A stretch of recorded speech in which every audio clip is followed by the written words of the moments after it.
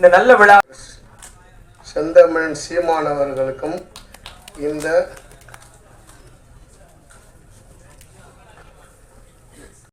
Channels எல்லாருக்கும் எங்களுடைய தயாரிப்பாளருடைய வேண்டுகோள் என்னவென்று கேட்டால், நீங்கள் இந்த திரைப்படத்தை பற்றி உங்களுடைய ஊடகத்தில் எழுதும் பொழுது நல்ல முறையில் எழுதுங்கள்.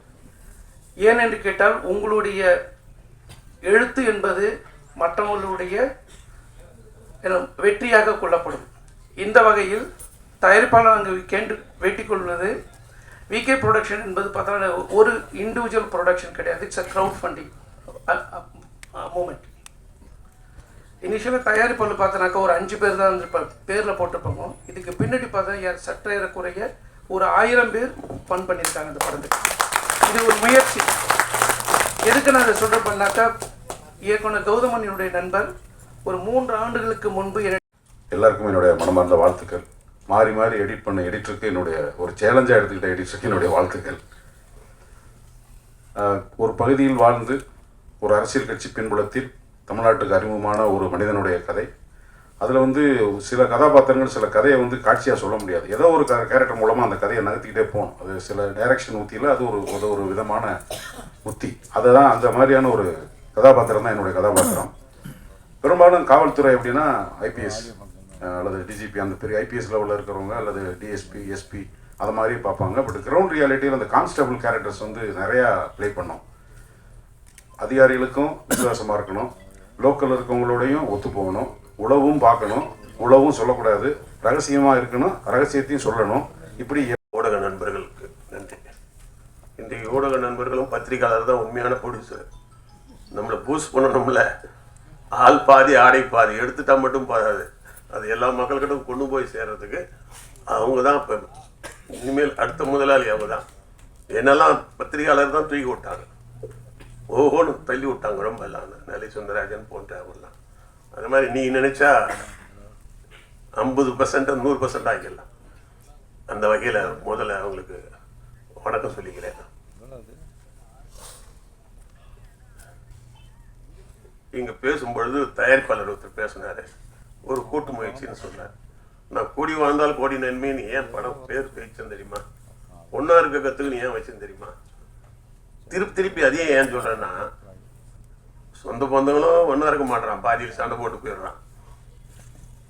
தமிழ்நாட்டில் எங்கே போனாலும் பார்த்தீங்கன்னா ஏதாவது சமுதாய உணர்வு இருக்கிறது தப்பு இல்லை, இருக்கணும்.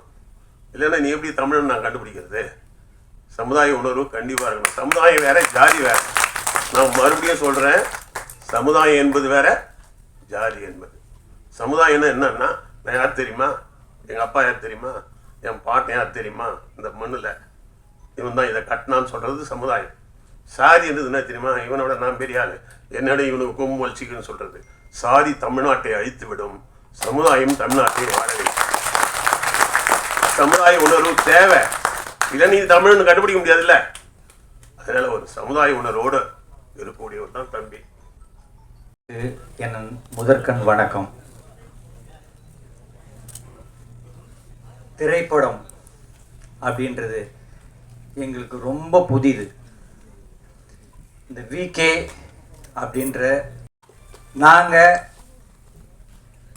விவசாயிகள்டேருந்து நேராக கொள்முதல் பண்ணி கிராசரி மர்ச்சன்ட்ஸிங் பண்ணிகிட்டு இருக்கிறோம். கிட்டத்தட்ட ஒரு 40 கடைகளுக்கு மேலே க்ரௌட் ஃபண்டிங்கில் இதே மாதிரி பண்ணிக்கிட்டு இருக்கோம். விகே ஃபவுண்டேஷன் வச்சு குறைஞ்சது ஒரு 100 பிள்ளைங்களுக்கு மேலே அவங்களுக்கு கல்வி உதவி பண்ணிகிட்டு இருக்கிறோம். அப்படிப்பட்ட அந்த VK foundation, VK production, VK mart, TNVK அப்படின்னு சொல்லி பண்ணிகிட்டு இருக்கும்போது என்னுடைய தம்பி யூஎஸ்ஏல ராஜா இளங்கோவன் இருக்கார். அவரும் கௌதமன், வடமலை கௌதமன், ஓகேங்களா? ஏன்னா வடமலைன்னு சொல்கிறதுல அவருக்கு ஒரு பெருமை. தோழர் தமிழரசனோட கூட இருந்தவர், அப்படி பாரம்பரியமான ஒரு நபர். அவருக்கு இயற்கையிலே தமிழ் உணர்வும் நம்ம மண்ணின் மீது ஒரு மிகப்பெரிய பற்றும் கொண்ட பெரிய போராளி. அவர் எங்களோட அறிமுகம் கிடைச்சாரு, இந்த விஷயத்தில் எங்களோட பகிர்ந்துக்கிட்டார் என்னுடைய மண்டபத்தில். அப்போ பண்ணும்போது எங்களுக்கு படம்னா என்னன்னு தெரியாது. நான் ஒரு பொறியாளர், என்னோட கூட இருந்த தயாரிப்பாளர் பாஸ்கர் தான் அவங்களை கூப்பிட்டு வந்தார். அவங்க ஒரு சாஃப்ட்வேர் இன்ஜினியர். அதுக்கப்புறம் பார்த்தீங்கன்னா அவங்க உமாதேவன் அவங்க வந்து பார்த்தீங்கன்னா என்எல்சியில் பணியாற்றி ஓய்வு பெற்றவங்க. நாங்கள் எல்லாருமே கூடி உட்காந்து பேசி இது என்ன, இது நமக்கு தெரிய முடியுமான்னா ஓகே நம்ம பண்ணலாம், விகே ப்ரொடக்ஷன் ஒரு கம்பெனி ஆரம்பித்து பண்ணலான்னு சொல்லி இந்த சிறு பிள்ளைகள் எதுவுமே தெரியாத. ஆனால் கௌதமன் அவர்கள் படத்தை பொறுத்தவரையில் அந்த படம் அல்லது அந்த படைப்பு திரைக்கு வர வேண்டுமென்றால் நீதிமன்றத்தில் வழக்கை நடத்திய பிறகுதான் அந்த படத்தை வெளியே கொண்டு வர முடியும் என்ற சரித்திரத்திற்கு சொந்தக்காரர் நமது அருமை கௌதமன் அவர்கள்.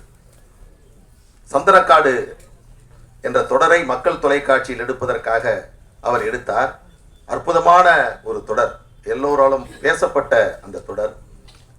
இதே மே மாதம்தான் அந்த தொடரை எதிர்த்து ஒரு வழக்கு உயர்நீதிமன்றத்தில் தொடரப்பட்டது. உயர்நீதிமன்றம் விடுமுறை காலம்.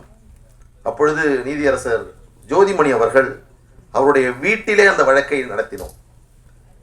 அடுத்து மக்கள் தொலைக்காட்சியில் அது அடுத்த நாள் ஒளிபரப்பாக வேண்டும், அதற்கான ஏற்பாடுகள் எல்லாம் செய்திருந்த வேளையில் நீதியரசர் அவர்கள் அந்த வழக்கை நடத்தி இந்த சந்தனக்காடை வெளியிட தடை இல்லை என்ற அந்த உத்தரவை பிறப்பித்து அதற்கு பிறகுதான் அந்த சந்தனக்காடு மக்கள் தொலைக்காட்சியில் ஒளிபரப்பானது.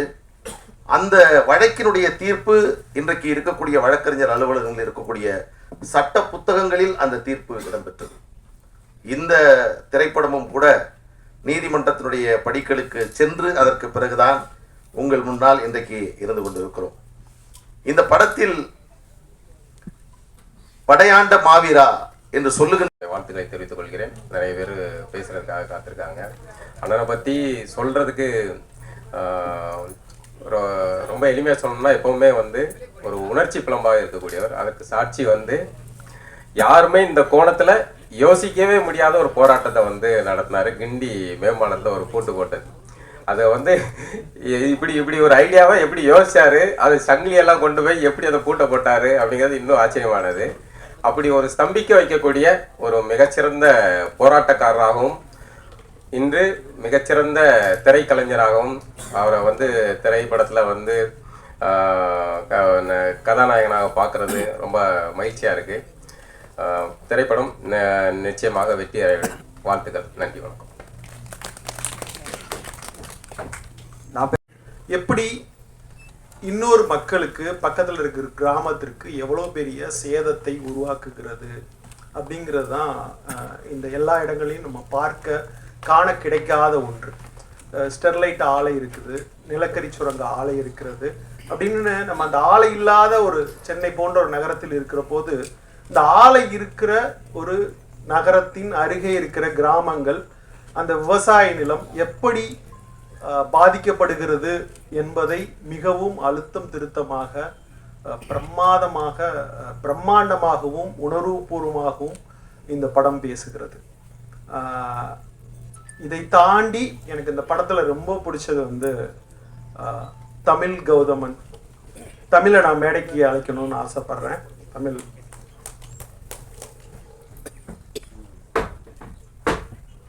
தமிழ் வந்து சாரோட பையன் பிரமாதமாக பண்ணியிருக்கேன் அந்த படத்தில். ஒரு பெரிய நான் படம் பார்த்துட்டு சொன்னேன், உங்கள் பையன் போர்ஷனை ரொம்ப ரசித்தேன் அப்படின்னு சொல்லிட்டு.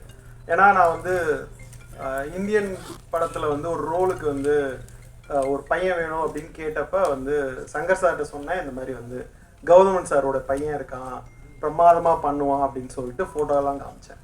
அப்போ அவர் சொன்னார், ஹீரோவை அறிமுகப்படுத்துறதுக்காக நான் வச்சுருக்கேன் அப்படின்னு சொன்னார். நான் சங்கர் சார் படம் தான் விடுறேன் சார் அப்படின்னு சொல்லி அனுப்புனார். ரொம்ப பிரமாதமாக நடித்து கொடுத்தான். சார் வந்து பயங்கரமாக பாராட்டினார்.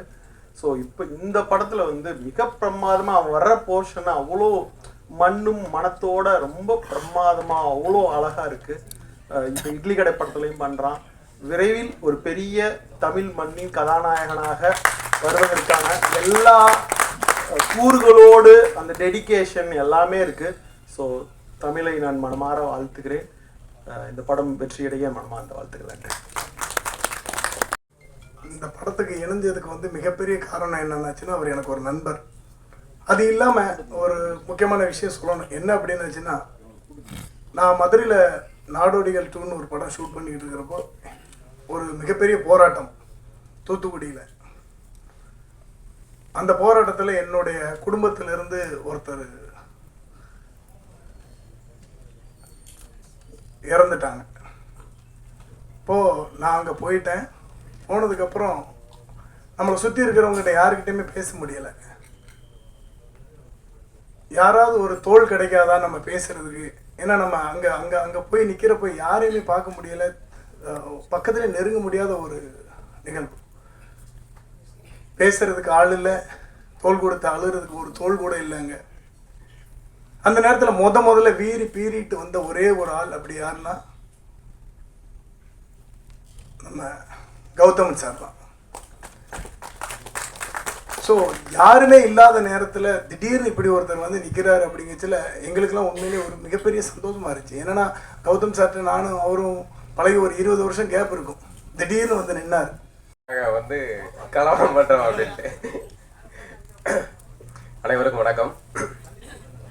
அண்ணன் வா கௌதமன் அவர்களுக்கும் எனக்குமான ஒரே உறவு, இணைக்கக்கூடிய உறவு நாங்கள் தமிழர்கள் அப்படிங்கிறது மட்டும்தான். ஸோ அவர் தான் இதுக்குள்ளே என்ன வர வச்சுது. அவர்னால இன்னொரு ஒரு அழகான ஒரு நண்பர் எனக்கு கிடைச்சிட்டாரு, அருமையான நண்பர் நம்ம கிருஷ்ணமூர்த்தி சார், ப்ரொடியூசர். அவர் one of the producer Krishnamurthy sir. So sir வணக்கம் சார்.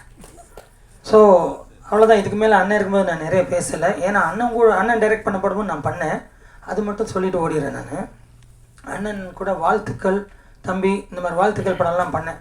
அப்போ நான் பாட்டில் அண்ணன் கூட அந்த பிரேக்ஃபாஸ்ட் சாப்பிடும்போது நான் பாட்டில் உட்காந்துட்டு அந்த ப்ரொடக்ஷனில் சாப்பாடு போடுவாங்களே, அவர்கிட்ட போய் அந்த ஒயிட் சட்னி கொடுங்கண்ணே. டேய் என்னடா அப்படின்னா, அண்ணே என்னடா அது என்னண்ணே, ஏய் தேங்காய் சட்னின்னு சொல்கிறேண்ணே. ஐயோ. அப்புறம் அந்த க்ரீன் சட்னி கொடுங்கண்ணே. திருப்பி என்ன ஒரு பார்த்தார். அப்புறம் புதினா சட்னி சொல்கிறாரு. சரி, அதனால் அண்ணன் இருக்கும்போது நான் நிறைய பேசுகிறது தவறு. ஸோ அண்ணன்கிட்ட நிறைய தமிழ் வார்த்தைகளை நான் கற்றுக்கிட்டேன். அண்ணனோட எதுவாக இருந்தாலும் நான் பார்ப்பேன், ஏன்னா அந்த தமிழ் வார்த்தைகளுக்காக தான். ஸோ நான் நிறைய பேசலை. நன்றி, வணக்கம், தேங்க்யூ. டைரக்டர் வாங்கி பாடல்லாம் ஒவ்வொரு பாட்டுமே அதிருது. அதுக்கு ஜிவிக்கு ஒரு பெரிய பாராட்டை சொல்லணும். ஏன்னா எல்லா பாட்டுமே உணர்ச்சி விஷயமாக இருக்குது. தினேஷ் மாஸ்டர் ஒரு எல்லா ஹீரோக்கெல்லாம் கோரியோகிராஃபிக் பண்ணியிருக்கும் போது நாங்கள் ஜானி வாசலாம் ரொம்ப அந்த பாட்டை வந்து என்ஜாய் பண்ணி ஆனோம். அது விஷுவலாக இப்போ பார்க்கும்போது ரொம்ப அற்புதமாக இருக்குது. அந்த ஒளிப்பதுவும் சரி, எனக்கு அப்பப்போ இங்கிலீஷ் வருது, பயமாக இருக்குது. அதுக்கப்புறம் அதான் நன்றி மாத்திரம்தான். தேங்க்யூ நன்றி ஸோ மச். ஒரு பெரிய பாடலை அதில் வைரமுத்து ஐயா அமைச்சிருக்காரு.